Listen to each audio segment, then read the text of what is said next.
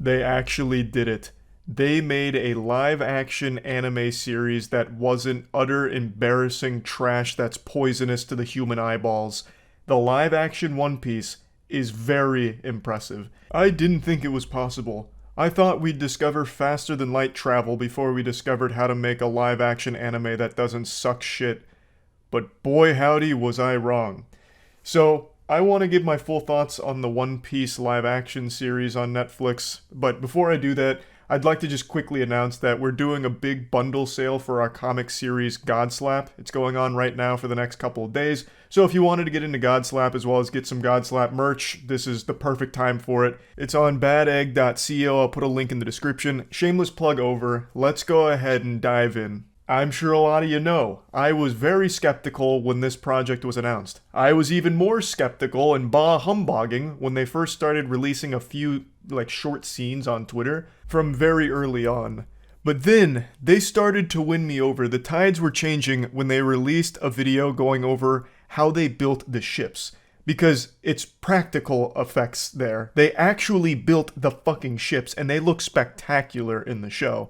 So once they released that, and once they released the following trailer, I was kind of sold on the hopium that this could actually end up being pretty good. And it turns out it is good. I'll go ahead and quickly address this because I know a lot of people will ask, where am I in One Piece at the moment? I'm just about to finish the Thriller Bark arc, and I'm enjoying it. Now let's begin with the most surprising thing about the live action One Piece. The characters aren't cringe.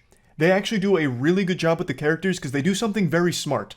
They don't try and emulate the anime characters one-to-one. They capture the spirit of the characters from the show and manga without trying to take everything that made them special in the anime and try and have humans cosplay it. Let me explain what I mean. One of my biggest criticisms about adapting anime into live action, the one that I made very vocal with the Cowboy Bebop fucking catastrophe, is that you can't take an animated character and mimic that personality with a real person.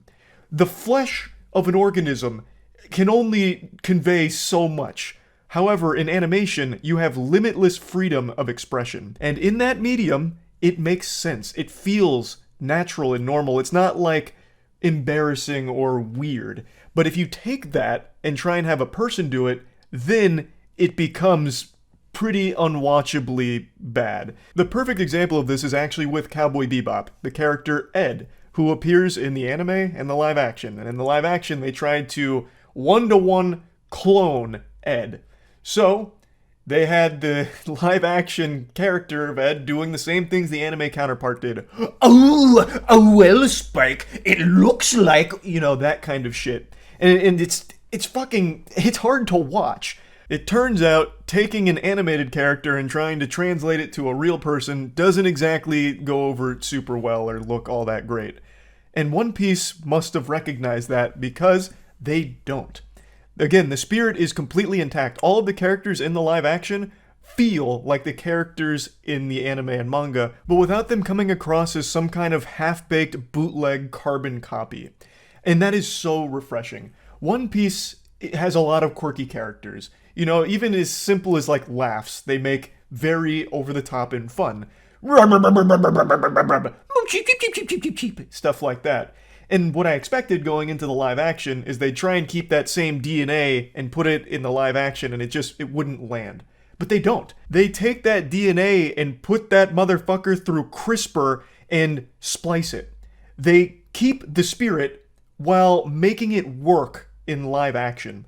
Best example is actually Luffy. Now, a lot of you know I haven't been the biggest fan of Luffy, which has made me the #1 most wanted on the grand line of the One Piece community. My fucking wanted posters in the billions of berries because I wasn't the biggest Luffy enthusiast. I'm not gonna get into the weeds of it, but in a nutshell, the Cliff Notes version was, and according to a lot of members of the community, this is a dub-only problem, so perhaps that's why, Luffy as a character displayed very simple personality traits without a ton of growth.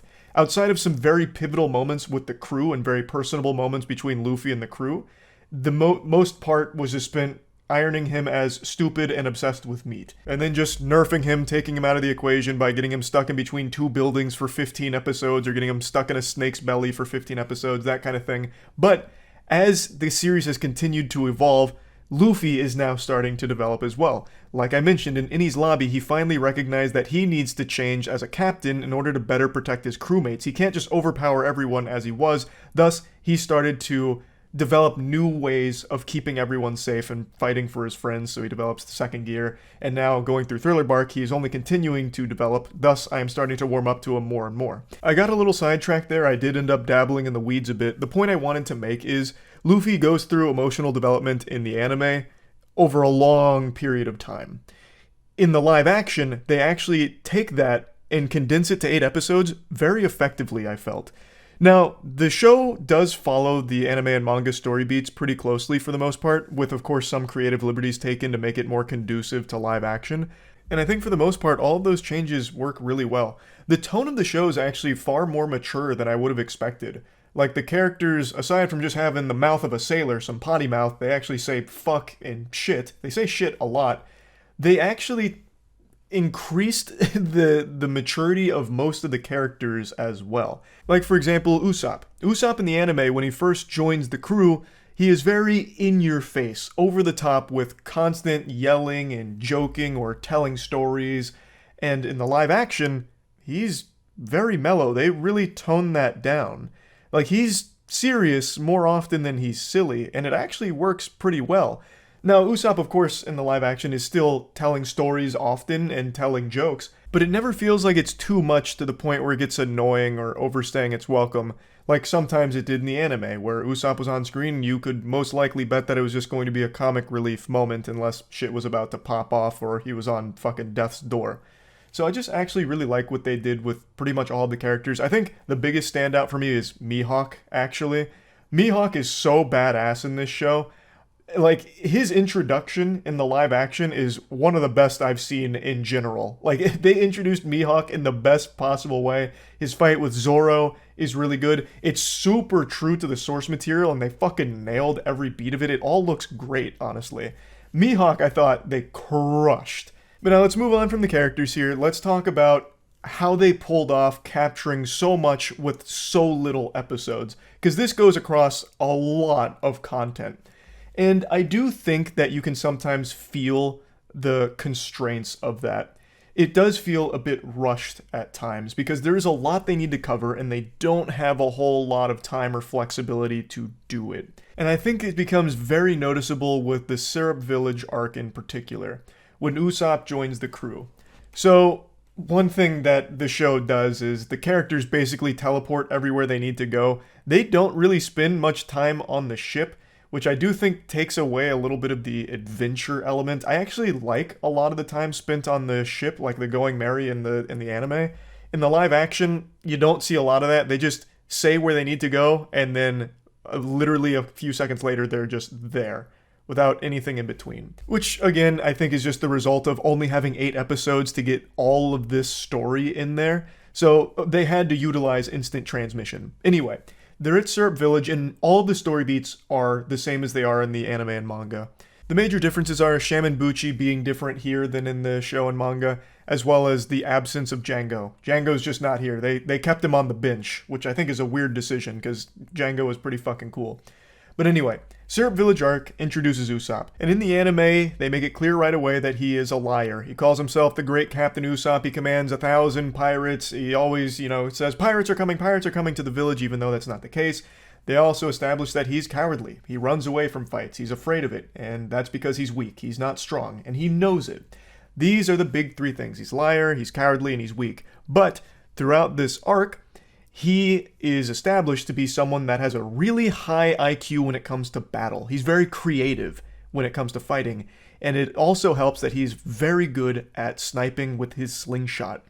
And the most important thing is that he is undyingly loyal to the people he cares about, so much so that in the face of all of his shortcomings and all of his weakness, he will put his life on the line to protect the people he cares about. And it eventually leads to the fucking Charlie and the Chocolate Factory golden ticket to join the Straw Hat crew. Now, in the live action, they keep all of the beats intact, but since it wraps itself up in 2 episodes, they completely miss the landing on making Usopp a character deserving of joining Luffy's crew.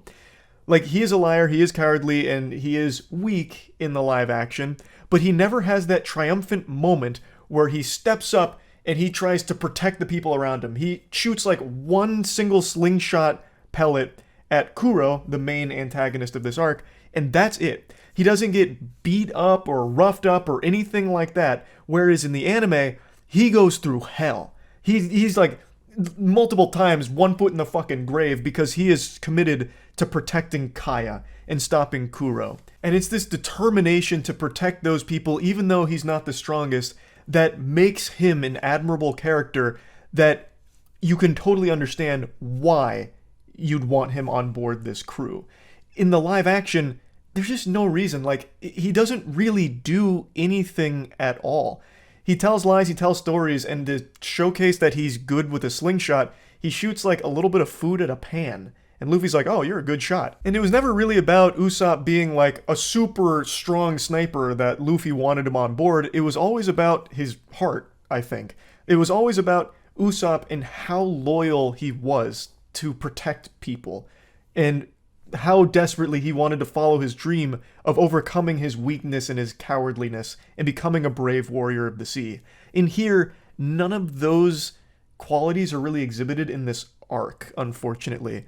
And I think it's just because, it only had 8 episodes, so they couldn't dedicate enough time to do that. But I still feel like they needed some kind of triumphant moment with Usopp squaring off against Kuro to try and protect Kaya and Nami, as opposed to him just firing one single pellet and then Luffy immediately coming in and saving the day, just fucking blasting Kuro's ass. I do really like the live-action One Piece adaptation, but I'm not 100% sure how effective it's going to be at getting people invested in the One Piece world. I feel like having the context of the anime or manga going into the live action really helps elevate the whole experience because you have all of the background information on these characters and the situations they find themselves in, whereas someone who's coming in here cold, just a wee lad out in the rain knowing nothing about One Piece, all they have is the live action content to go off of, and I don't know how effective it is at conveying why Usopp is a good character and why Usopp should be on the crew. And I feel that way about a couple of other story elements, but I think Usopp's was the most egregious one that I thought they just didn't quite nail his reason for joining the crew or why the crew would even want him to join in the first place. But overall, like I said, I think the show hits more than it misses. The only other complaint I have is that sometimes the visuals get a little stinky. With a show's budget as large as this one, that's bound to happen. And I do feel like overall the visuals are great. I was very skeptical on how they'd work with the gum abilities. I didn't think they'd be able to make those look decent in live action, but they did. For the most part, I thought they nailed that. But there are times where the visuals fucking collapse and they look like literally the Flash level, like DCU bad CGI moments. The worst case, the worst scene really in the whole show is when Garp is chasing the Straw Hats and he throws a cannonball. This happens in the anime as well. Garp chases them, throws cannonballs. In the live action, it happens far earlier than it does in the show. And when he throws that cannonball, Luffy inflates and he deflects the cannonball back and it blows up Garp's ship. It blows up one of the things holding the sails. I forgot what it's called. Blows it up and it incapacitates them basically.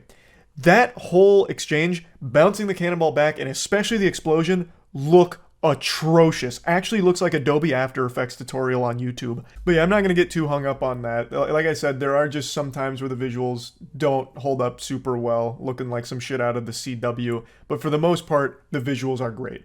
So overall, the show I thought nailed it. This is the first anime adaptation show that I think really surprised me with how good it was.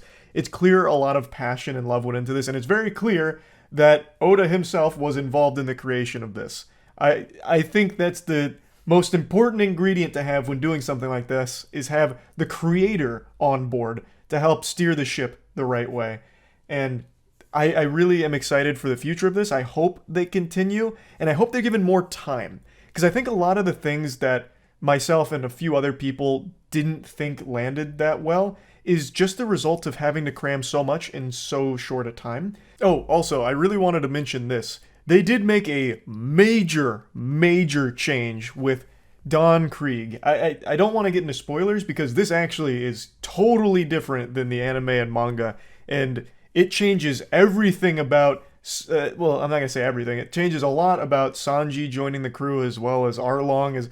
there's huge implications for a big change they made in regards with Don Krieg and that entire situation there. So I didn't love that. I didn't think it was horrible, but the unfortunate consequence of that is Sanji inevitably joins the crew, of course, and for some reason it feels like he's immediately obsessed with Luffy and the crew. Like he is really taken to them so quickly. Again, the result of needing to cram so much content in so short a time, but it just feels really out of place for Sanji in particular, who comes aboard with no hesitation whatsoever, no real like conundrum or really any thought whatsoever aside from just sounds good, I'm in. And then immediately like he's ride or die with this crew forever within a couple of minutes. So towards the end, they made some very huge changes that I think had massive consequences and not always in the best way. But for the most part, though, I do feel a lot of the changes they made a lot of sense. And even the change they made here, I get it because of time constraints. That doesn't mean that it's great, though. It's hard to talk about it without getting into specific spoilers, but I think if you watch it and have watched the show or read the manga, you'll know what I mean, and I think you'll probably agree with me, but I have no idea. This is just my opinion on it. But anyway, overall, I did really like live action One Piece. Plugging it into the Moist Meter, I'm going to give it a comfortable 80%. And I'm very excited to see what they do with this going forward, if it's popular enough to get a second season. But yeah, anyway, that's about it. See ya.